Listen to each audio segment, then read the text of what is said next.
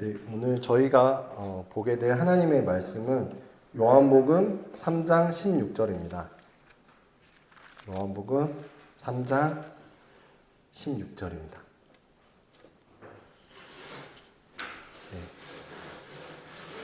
한 구절이기 때문에 같은 목소리로 함께 같이 합독을 하도록 하겠습니다. 같이 읽겠습니다. 시작. 하나님이 세상을 이처럼 사랑하사 독생자를 주셨으니 이는 길을 믿는 자마다 멸망하지 않고 영생을 얻게 하려 하심이라. 아멘. 네, 반갑습니다. 메시지를 전하기 전에 저의 소개를 잠깐 드리자면요. 저는 원래는 이제 한국 대학생 선교회라는 CCC라는 대학생 선교단체에 속해 있는 간사입니다. 그래서 7년 정도 광주에 있는 전남대학교에서 학생들과 함께 울고 웃으면서 복음을 나눴고요. 그래서 이제 그 7년 사역을 하고 진짜 기독교가 무엇인가, 복음이 무엇인가 이런 것들을 더 알고 싶어서 지금 총신대학원에서 공부를 하고 있습니다. 그래서 저기 광주 농성역 쪽에 있는 베샬롬 교회에서 사역을 하고 있고요. 그리고 교회를 통해서 김용호 목사님과 이렇게 알게 됐고 좋은 교제를 나눴습니다. 그래서 목사님이 휴가주라서 설교를 하는 기회를 제가 얻게 됐고요. 그리고 이제 어떤 메시지를 내가 해야 될까 그런 고민 속에 있었는데 목사님과 대화 속에서 제가 CCC 간사인 이 특징을 좀 살려서 CCC에서 이제 복음을 나눌 때 사용하는 아주 간단한 사형리라는 소책자가 있습니다. 그래서 그 틀로 그 뼈대로 오늘 말씀을 전하면 좋겠다 이렇게 생각을 해서 준비를 해봤습니다.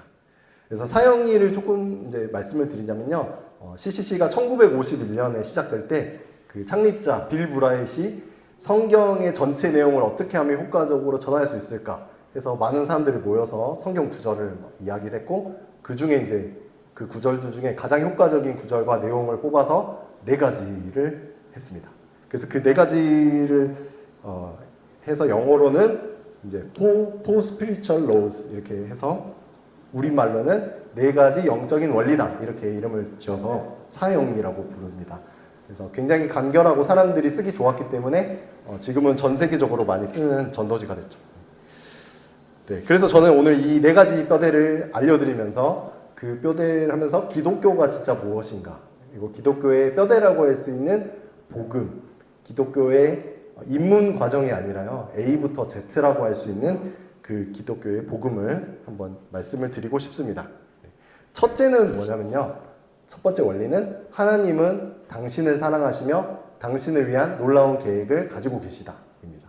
그리고 두 번째는 사람은 죄에 빠져 하나님의 그 놀라운 사랑과 계획을 경험할 수 없다고요. 그다음에 세 번째는 예수 그리스도를 통해서만 인간은 하나님의 사랑과 계획을 경험할 수 있다는 것이고, 네 번째는 우리는 개인적으로 예수 그리스도를 영접해야 하나님의 사랑과 용서를 경험할 수 있다 이런 말입니다. 그래서 저는 오늘 이제 요한복음 3장 16절을 저희가 읽었기 때문에 이 3장 16절을 바탕으로 이 4가지 구절이 어떻게 적용이 되는지 이야기를 해보고 싶습니다. 그래서 첫 번째는 저는 하나님에 대해서 말씀을 드리고 싶고요. 두 번째는 세상에 대해서 말씀을 드리고 싶고, 세 번째는 독생자를 주신 것, 그리고 네 번째는 누구든지 그를 믿으면 멸망하지 않고 영생 얻을 수 있다. 이렇게 4가지 파트로 말씀을 드려보고 싶습니다. 그래서 먼저 3장 16절에 나오는 하나님을 보고 싶은데요. 이 구절에서 하나님은 어떤 분이시냐 저희가 생각해 볼 때 하나님은 이 세상을 사랑했다는 것을 알 수 있죠. 네.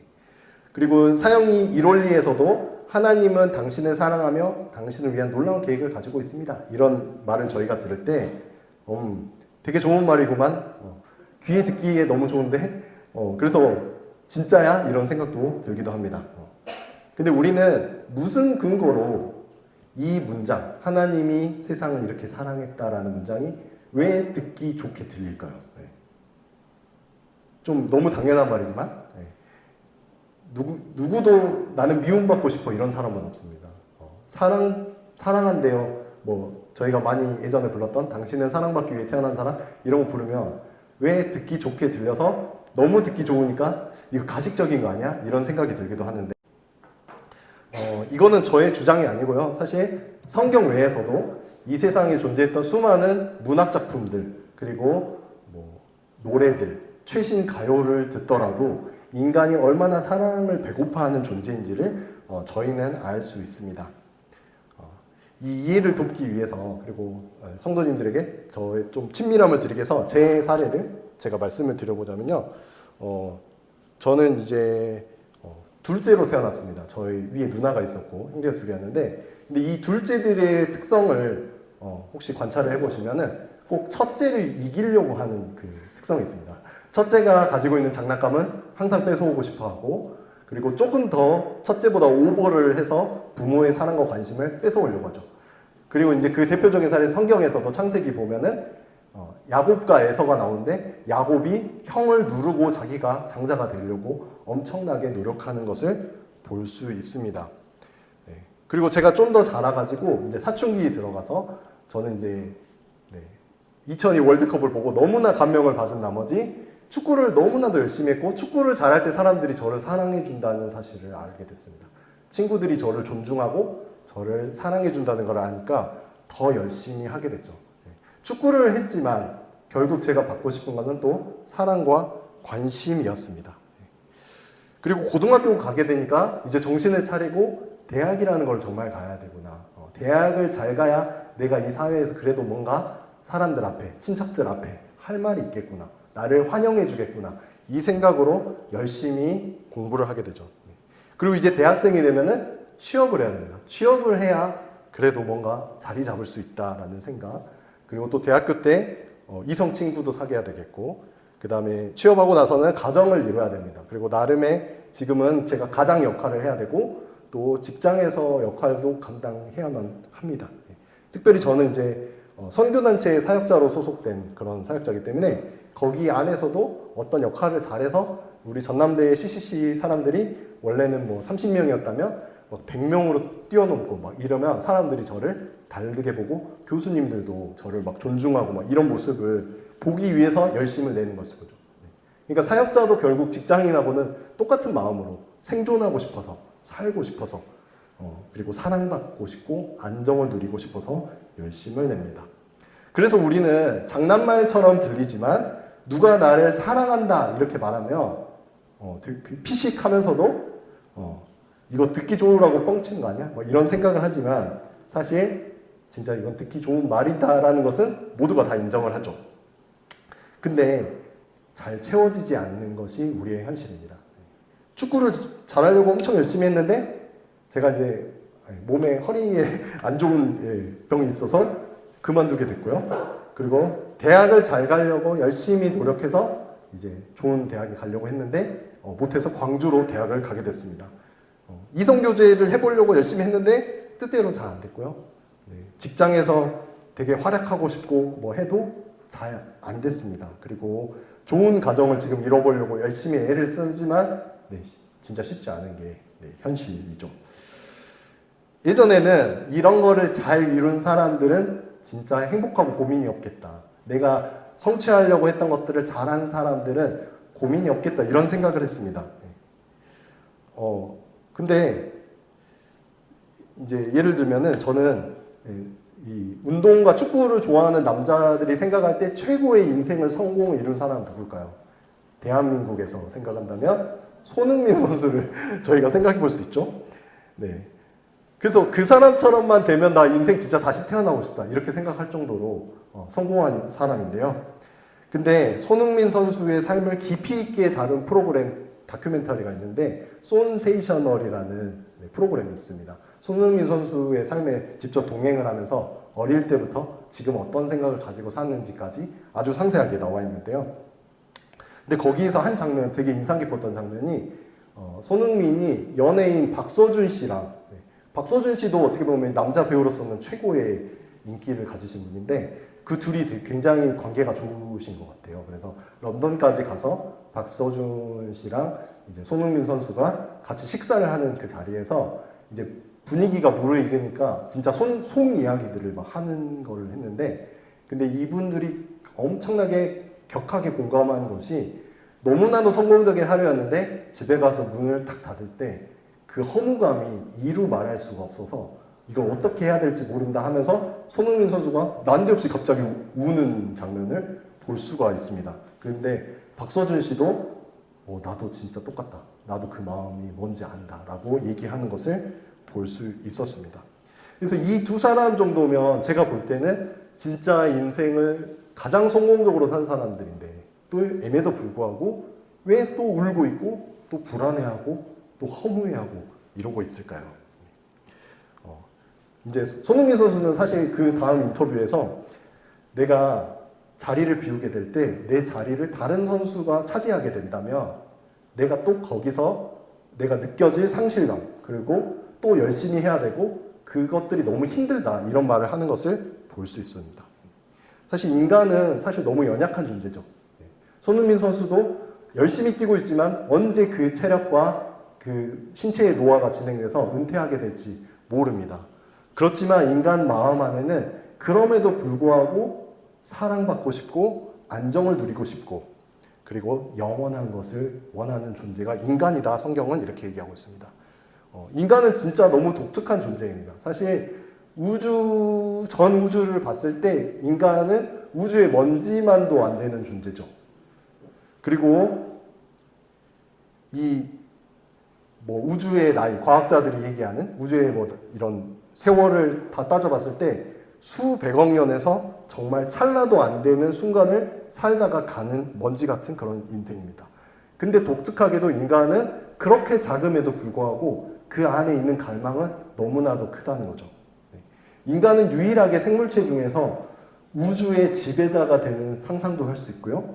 그리고 영생을 꿈꿔보기도 하는 영원히 사는 것을 사실은 기독교인뿐만 아니라 모두가 꿈꿔볼 만큼 그 갈망이 엄청나게 큰 존재입니다. 이분은 이제 하나님을 믿는 사람은 아니지만 예수 그리스도를 인정하지 않고 하나님을 믿는 것 같습니다. 애플의 창업자 이제 스티븐 잡스를 했는데 이 스티븐 잡스가 늘 하는 비전이 있었습니다. 우리 애플의 가치는 이거다 할 때 우리는 우주에 울림을 주고 싶습니다. 이 말을 했습니다.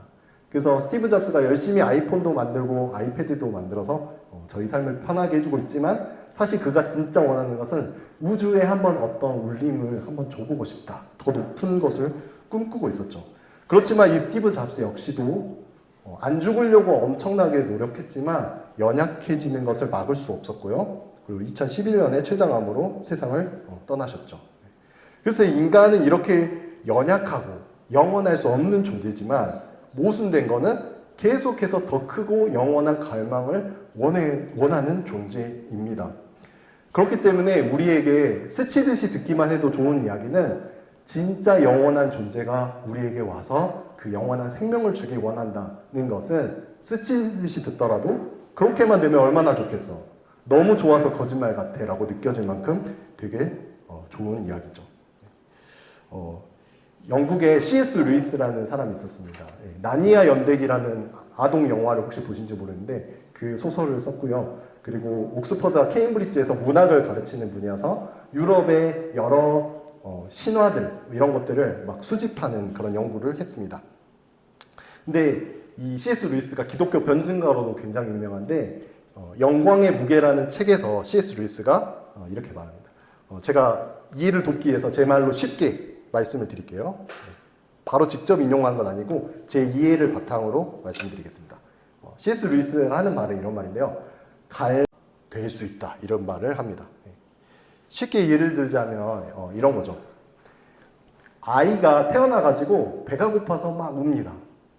근데 이것은 그가 그 음식을 진짜 먹게 될지 안 먹게 될지는 모르죠. 누가 줘야지 먹을 수 있지만 그 아이가 우는 것으로 그 배고픔으로 무엇을 알 수 있냐면 이 세상에 음식이라는 게 실제로 존재한다는 것을 알 수 있죠. 그리고 이 아이가 나중에 커가지고 어른이 되고요. 이성을 만나고 싶습니다. 사랑하고 가정을 만들고 싶은 마음이 있어요. 근데 이것도 이 아이가 그것을 만족하리라는 확신은 없지만 무엇을 알려주냐면 이 세상에 정말 결혼이라는 게 있고 가정을 누릴 수 있다. 이런 것들을 보여줍니다. 그래서 욕구와 갈망이 있다는 것은 실체에 대한 증거가 될 수 있다. 이렇게 C.S. 루이스가 말하는 거죠. 루이스는 이 논의 속에서 이렇게 말합니다. 그런데 모든 인간 안에 본인이 수집했던 모든 인간의 신화와 설화 속에서 뭐가 있었냐면 낙원이라는 게 있었다. 낙원. 모든 인간은 낙원이라는 갈망을 가지고 있는데 이것은 낙원이 실제한다는 충분한 증거가 될 수 있다. 이렇게 말합니다. 그래서 우주에서 우리는 사실 정말 과학적으로만 본다면 아무 존재의 의미도 없을 만큼 작고 연약한 인간이기 때문에 그냥 살다가 그냥 가면 끝인데, 근데 과학으로도 해결이 안 되는 문제는 왜 인간은 그토록 큰 갈망을 계속해서 가지고 있는가? 그런 걸 봤을 때 우리가 성경의 도움을 받자면 그것은 실제로 있기 때문입니다. 정말로 영원히 만족할 수 있는 사랑이 있다는 것을 성경은 얘기하고 있죠. 하나님은 우리를 사랑하시고 우리를 위한 놀라운 계획을 가지고 있다. 이것은 허구가 아니고 실제하기 때문에 우리가 이것에 대한 갈망을 느끼고 있습니다.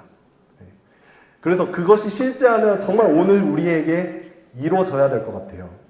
근데 이게 현실이면 우리가 정말 대기업 회장 아들처럼 아무 걱정 없이 풍족하게 살아야 되는데 그러지 못하고 현실은 너무 부딪힙니다.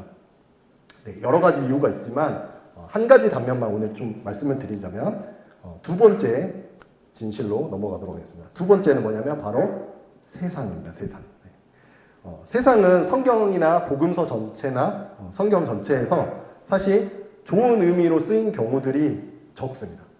왜냐하면 이 세상은 하나님을 대적하는 세상이기 때문에 그렇죠. 성경은 사실 원래 세상은 하나님 보시기 좋게 창조됐다고 했습니다.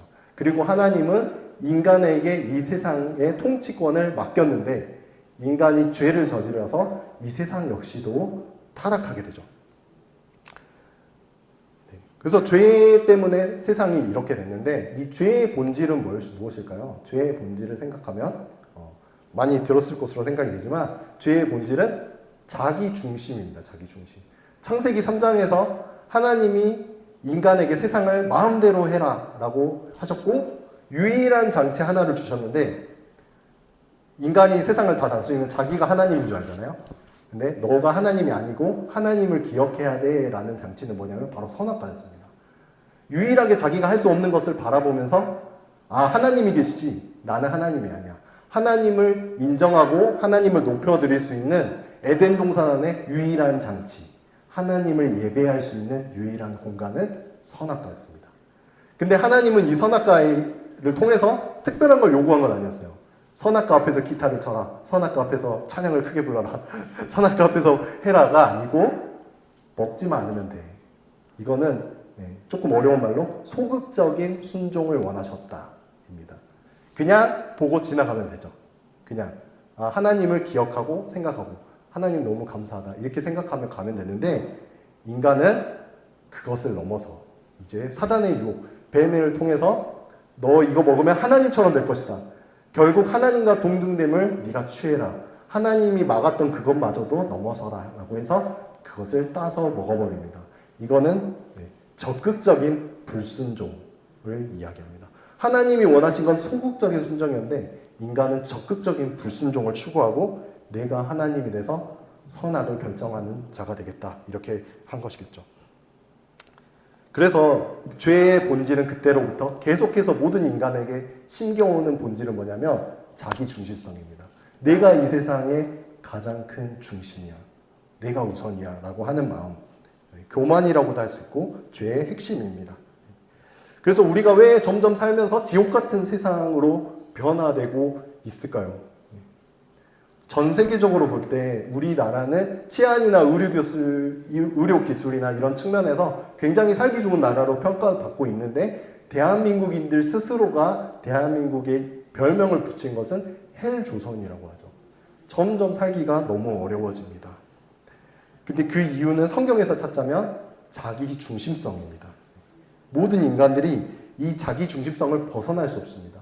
우주에 먼지가도 못하고 너무나도 작은 존재인데 그 안에 갈망은 우주보다 크고 하나님 사이즈의 갈망을 가지고 있기 때문에 인간은 계속해서 자기를 채워넣고 싶어 합니다.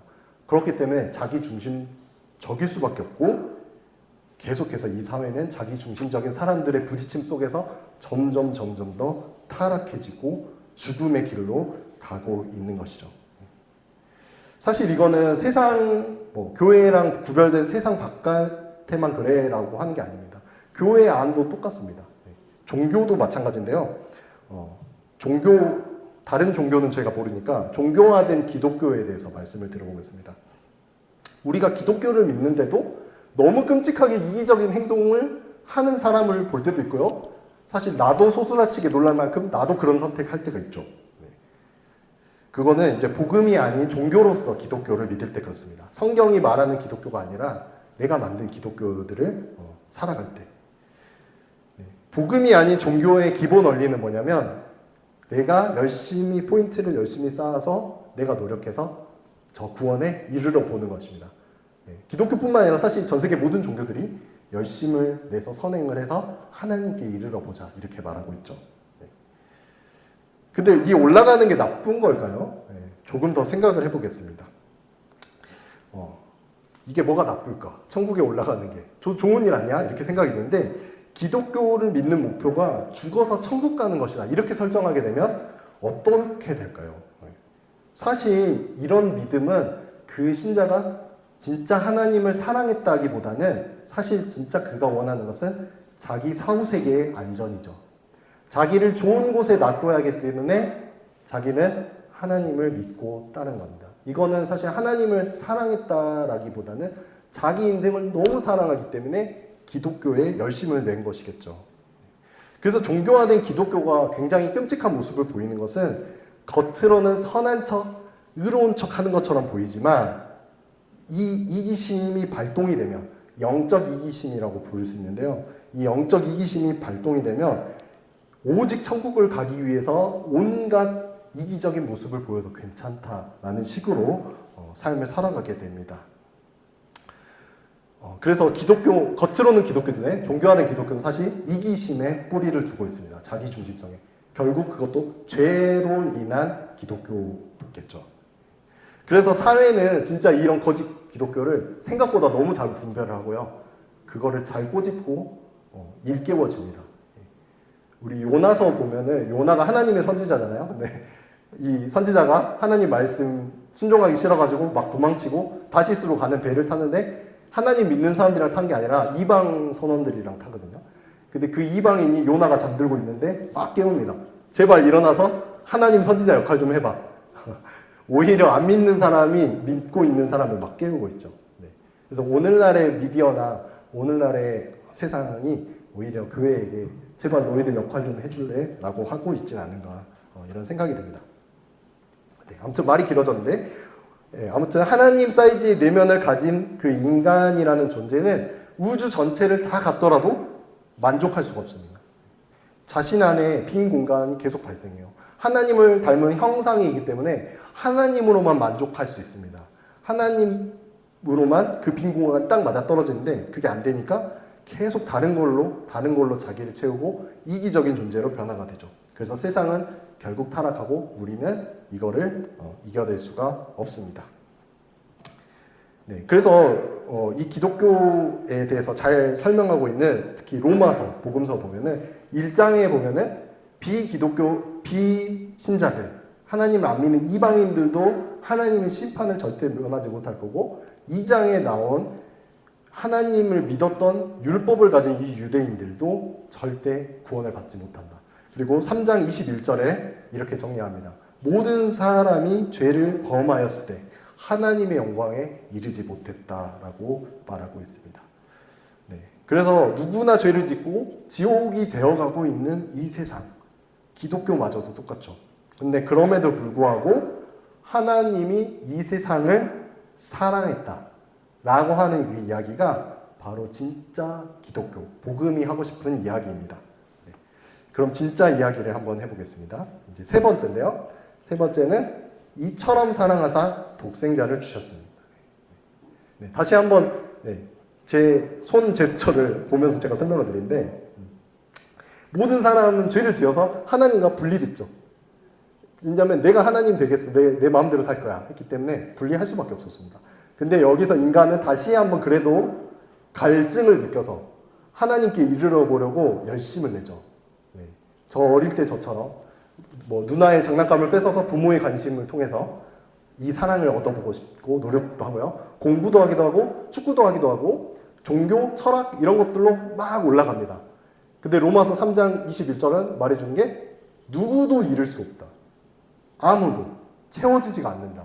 손흥민 선수도 채워지지 않고 손흥민 선수보다 더 대단한 제가 좋아하는 또 리오넬 메시라는 선수도 네, 엄청난 업적을 이뤘는데 그때 한 인터뷰가 뭐냐면 또 한 번 하고 싶다를 말을 하더라고요. 그래서 채워지지 않아요. 그래서 누구도 이룰 수가 없는데 그래서 복음의 이야기는 뭐냐면요. 아무도 이룰 수 없으니까 내가 내려갈게. 아무도 나한테 올 수가 없구나. 내가 직접 가마. 이게 바로 복음의 이야기입니다. 네. 누구도 죄를 해결할 수 없고 누구도 너무나 약하고 너무나 악하고 세상이 타락해서 그 굴레에서 헤어나올 수가 없으니까 하나님이 직접 오시겠다 이겁니다. 네. 이거를 복음이라고 부릅니다. 복음. 복음은 영어로 굿 뉴스죠. 뉴스. 네. 헬라어로 유앙겔리온이라고도 부르는데요. 이거는 말 그대로 소식, 뉴스를 이야기하고 있습니다. 뉴스는 어떤 특징을 가지고 있을까요? 네. 뉴스는 이미 끝난 일이죠. 다 끝나버렸기 때문에 내가 무언가를 더하거나 뺄 수 없는 이야기. 이미 다 끝나버린 이야기인데 그 일이 오늘 나의 현실에 영향을 주는 이야기이기 때문에 뉴스를 통해서 사람들이 막 정보들을 전파를 하는 것이겠죠. 예를 들어서 우리나라에 광복이 일어났습니다. 근데 이 소식은 이미 일어난 일이죠. 실제로 우리나라 사람들은 8월 15일이 아니라 8월 16일, 17일 돼서야 이 소식을 들었다고 합니다. 그래서 그럼 8월 15일에 이 광복을 된 현실을 내가 못 느꼈다. 광복할 준비를 안 했다. 해서 광복이 취소되나요? 아닙니다. 네. 이미 일어난 일입니다.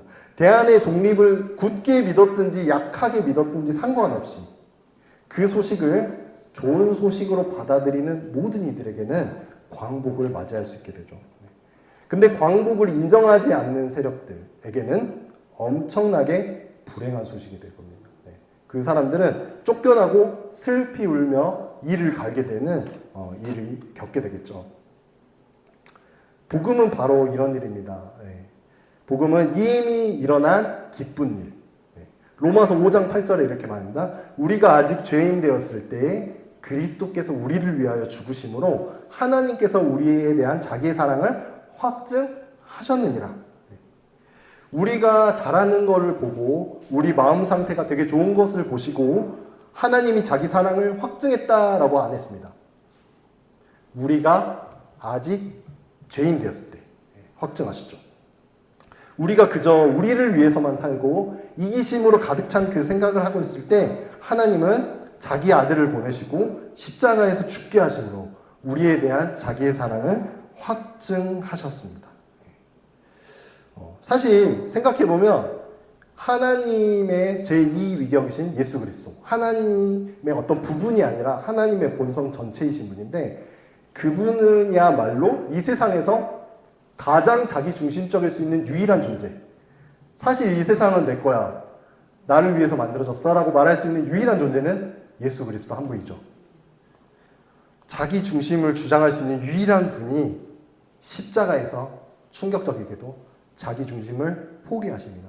종이 되시고 끌려다니시고 죽음에 굴복되게 되셨죠.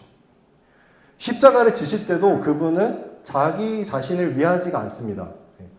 우리는 조금만 체력이 약해진다든지 자기 몸에 상처가 조금만 나도 하루 종일 이 생각, 내 안전에 대한 생각만 하기가 너무 쉬운데 예수 그리스도는 온몸이 피투성이가 됐고 도저히 십자가를 질 수 없어서 넘어져가지고 구레네 사람 시몬을 데려와서 십자가를 함께 져야 될 만한 그런 전혀 방전된 체력을 갖는 그 순간에도 예수님은 자기를 위하지 않고 우리를 위하십니다. 예수님이 그 십자가 지면서 넘어지고 막 이럴 때 여인들이 너무나 불쌍해서 예수님에게 막 울었습니다. 그때 예수님이 하는 말이 있습니다. 누가복음 23장 28절 제가 읽겠습니다. 예루살렘의 딸들아 나를 위하여 울지 말고 너희와 너희 자녀를 위하여 울라. 이렇게 말씀하십니다. 그리고 십자가에서 자기를 못 받고 있는 사람들을 바라보시면서 예수님은 기도합니다. 아버지, 저들을 사하여 주십시오. 저들이 하는 것을 알지 못합니다. 이 세상의 모든 인간들은 너무나도 자기 중심이었기 때문에 이 지옥으로 변해버리는 이 세상 속에 예수님은 오시고 자기 중심을 예수님이 포기하시죠. 왜냐하면 이것은 값을 치러야 하기 때문에 그럽니다. 혹시 이 자리에서 제일 좋은 물건이 뭘까요? 제일 비싼 물건이 있다면? 제 아이폰이 좋은 건 아니지만 저 뭔가 신형 아이폰이 있습니다. 뭐 가격이 한 200만 원대인데 혹시 이제 실수로 누가 깨트려 버렸어요. 그러면은 이 일에 대해서 제가 괜찮아요. 정말 괜찮아요. 제가 감당할게요. 하면은 제가 그 값을 이제 눈물을 흘리면서 치르겠고, 그다음에 또 그분이 정말 죄송해요 해서 제가 돈을 낼게요 하면은 그분이 값을 치르고, 또 하나의 방법은 어떤 보험이라든지 애플케어 뭐 이런 걸 해가지고 저희가 보험사에서 그 값을 치러야죠. 근데 이 모든 경우에 똑같이 저희가 해야 되는 건 뭐냐면, 죄가 발생하면요 값은 반드시 누군가 치러야 됩니다. 이 시간에도 수많은 죄악들은 계속해서 전 인류 가운데 탄생하고 있습니다. 우리도 마찬가지고 마치 죄를 이산화탄소를 뿜어낼 수밖에 없게끔 계속해서 죄를 뿜어내고 있는데요. 이 값은 도대체 누가 치러야 될까요? 이걸 도대체 누가 해결해야만 할까요? 그 값을 갚기 위해서 바로 예수 그리스도가 오셨습니다. 그분이 자기 중심성을 주장할 수 있는 유일한 존재임에도 불구하고 그 값을 치름으로 자기 중심성을 주장할 수 없었고, 십자가에서 어떻게 하나님이 저 모습이야? 말이 돼? 라고 생각이 들 만큼 연약해지시고 죽음을 경험하셨어야만 했죠. 사실 하나님이 세상을 이처럼 사랑하사 라고 말하는 것은 이상한 말이죠. 반역하는 세상인데, 이처럼 어느 정도로 사랑했을까요? 독생자를 주시기까지 사랑했다. 인간의 모든 이야기와 모든 문화 속에서 인간들이 가장 감동을 받는 이야기는 사랑인데, 그 사랑 중에서도 가장 지고지순하고 가장 깨끗하고 가장 하는 것은 아마 부모가 자식을 향한 그 사랑입니다. 근데 그 사랑을 하나님이 포기하셨습니다. 우리에게 하나님의 마음을 너무나도 보여주고 싶었기 때문이죠. 제가 감동 주려고 온 게 아니라 제가 너무 죄송해가지고 하나님께 그렇게 해주셨는데, 그래서 하나님은 기꺼이 제2위격신 성자 예수 그리스도를 이 세상에 보냈습니다. 그리고 예수님은 사실 하나님의 독생자이시면서도 삼위일체를 배우셨다면 하나님 그 자신이었습니다. 하나님이 이 세상에 오셨죠. 그리고 하나님이 십자가에서 모든 것을 다 내어주시고 자기 목숨을 내어주실 만큼 하나님은 사랑하셨습니다. 이 사건은 하나님 사실 우리에게 이렇게 말합니다. 제가 이제 고등학교쯤에 회심을 경험했을 때 많이 들었던 그 CCM의 한 토막인데요. 제가 인용을 해보겠습니다. 십자가 사건을 통해서 예수님은 우리에게 이렇게 말한 거죠. 너가 없는 영원한 천국보다 죽음을 택할 만큼 너를 사랑한다. 하나님은 우리가 없는 영원을 원하지 않았습니다. 그분에게는 내가 그런 천국을 소유하느니 난 차라리 죽겠다 하실 만큼 하나님은 우리를 사랑하길 원하셨습니다. 그래서 그 무한하신 영원한 분이 유한한 존재, 죽을 존재가 되셨고, 십자가에서 그 무한하고 영원한 분이 그 무한과 영원이 없는 존재인 것처럼 우리를 대신해서 죽으십니다. 그리고 그분이 가진 모든 의를 우리에게 다 전가해 주시고, 우리는 너무나도 쉽게 값을 치르고 노력을 해서가 아니라 믿기만 하면 이처럼 사랑하사 독생자를 주셨으니 그를 믿기만 하면 믿는 자마다 멸망치 않고 영생을 얻게 하려 하심이라 이렇게 했습니다. 계속 이제 손흥민 선수 이야기를 해서 죄송한데, 손흥민 선수 그보다 더 높은 위치에 있는 모든 사람들이 그렇게 가지고 싶었던 안정과 평안, 영광, 그 모든 것을 하나님의 아들이 모든 것을 치렀기 때문에 믿기만 하면 얻을 수 있게 하셨습니다. 그래서 이 기독교가 로마에 전해졌을 때 로마의 노예들이 믿어도 로마 황제가 가진 그 평안과 안정보다 더 많은 것을 기뻐했고 하나님의 아들이 나를 목숨을 위해서 모든 걸 주셨다는 사실 때문에 황제보다 편안하게 잠을 잤습니다. 노예들이. 황제보다 행복했고 황제보다 사랑할 수 있었습니다. 그러니까 이 너무 놀라운 굿뉴스다 해서 전 세계로 순식간에 퍼져갔고 아무리 박해를 하고 사람을 죽이더라도 계속해서 복음은 지금 이 시간에도 퍼져만 가고 있는 것이죠. 그래서 이제 네 번째는 그를 믿는 자마다 멸망하지 않고 영생을 얻게 하려 하시는 것입니다. 이 사실 앞에 이제 우리는 태도를 결정해야만 합니다. 하나님은 우리의 자유의지를 부셔버리는 분이 아니고 우리의 자유의지를 존중하십니다. 요한계시록 3장 20절에 이런 말씀이 있습니다. 볼지어다 내가 문 밖에 서서 두드리노니 누구든지 내 음성을 듣고 문을 열면 내가 그에게로 가서 그와 함께 더불어 먹고 그는 나와 함께 더불어 먹으리라. 문 밖에 문을 두드리고 계세요, 예수님이. 이 말은 무슨 말일까요? 문을 부셔버리지 않는 거죠. 너가 열 때까지 나는 기다릴 수밖에 없어. 내가 십자가를 가지고 내 모든 것을 내가 다 했지만 너를 위해서 너는 나의 기계가 아니고 나의 자녀이기 때문에 너가 문을 열 때까지 기다리겠다. 이렇게 우리는 볼 수 있을 것 같습니다. 네. 그래서 우리는 지금 영원한 생명을 얻는 효과가 있는 약에 대해서 지금 지적으로 배웠고 감정적으로 동의했고 했지만 진짜 필요한 건 뭘까요? 약을 먹어야 됩니다. 약을 먹어야 우리의 삶에 효과가 있겠죠. 이거를 관계로 생각하면 훨씬 쉽습니다. 진짜 너무나 좋은 분을 소개를 받았어요. 이분의 스펙은 이루 말할 수 없고 성격도 좋고 주변 사람의 평가도 너무나도 확실하고 좋습니다. 근데 이 사람과 진짜 이 사람을 누리고 이 사람과 관계 속에서 행복하려고 한다면 이 사람을 우리 삶으로 초청을 해야겠죠. 연관 있게 만들어야 됩니다. 대화를 시작해야 되고 그 사람의 조언도 들어봐야 되고 역으로 질문도 해보고 그 사람을 당황스럽게도 해보고 해야 그 사람이 누군지를 우리는 알 수 있습니다. 이것을 예수님께 적용을 하면 좋겠습니다. 제가 말한 이 모든 좋은 이야기들, 이 굿뉴스가 내 삶에 연관이 있게 하려면 그분을 우리 삶에 들어오도록 초청해야만 합니다. 그래서 이 시간 저희가 함께 기도를 해보겠습니다.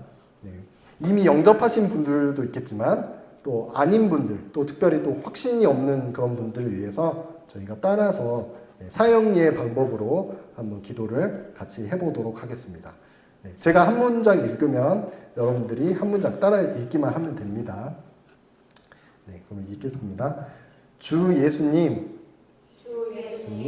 나는 주님을 믿고 싶습니다. 십자가에서 죽으심으로 나의 죄를 대신해 주셔서 감사합니다. 지금 나는 내 마음의 문을 열고 예수님을 나의 구주, 나의 하나님으로 영접합니다.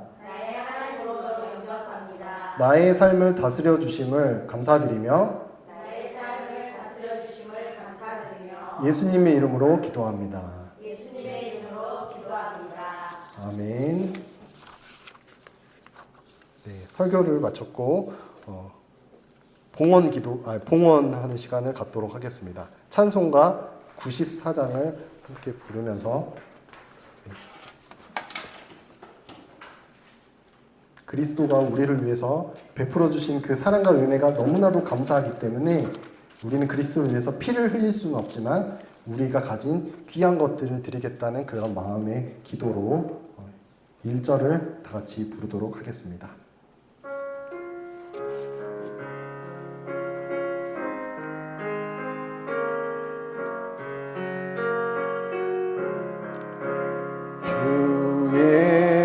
예수보다 더 귀한 것은 없네. 이 세상 부귀와 바꿀 수 없네. 영죽을 내 대신 돌아가신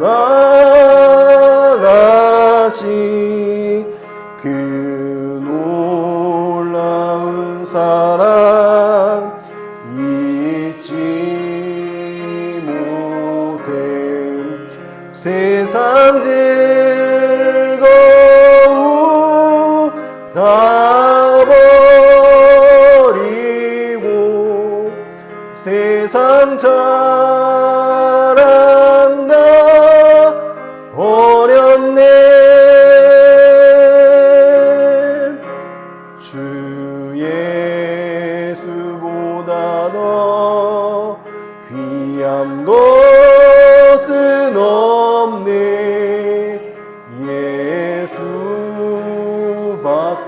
예수밖에는 없네.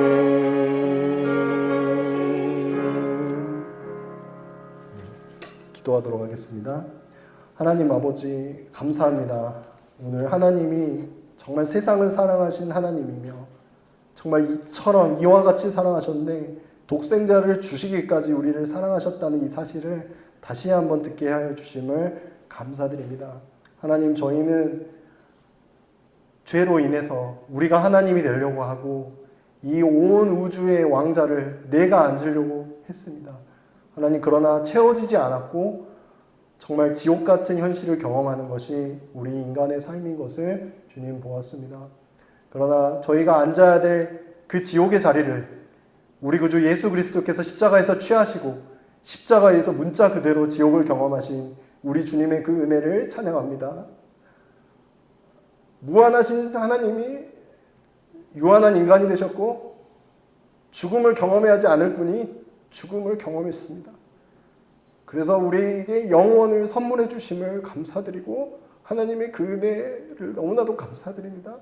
하나님, 그러나 그 은혜에 반응하지 못하는 삶을 사는 연약한 우리를 긍휼히 여겨 주십시오. 정말 주님께 드리고 싶지만 드릴 수 없는 이 부족한 연약함을 하나님 알아주시고 그래서 정말 이 은혜에 반응해서 조금이라도 주님께 드리고자 이렇게 헌상하는 시간을 가졌습니다.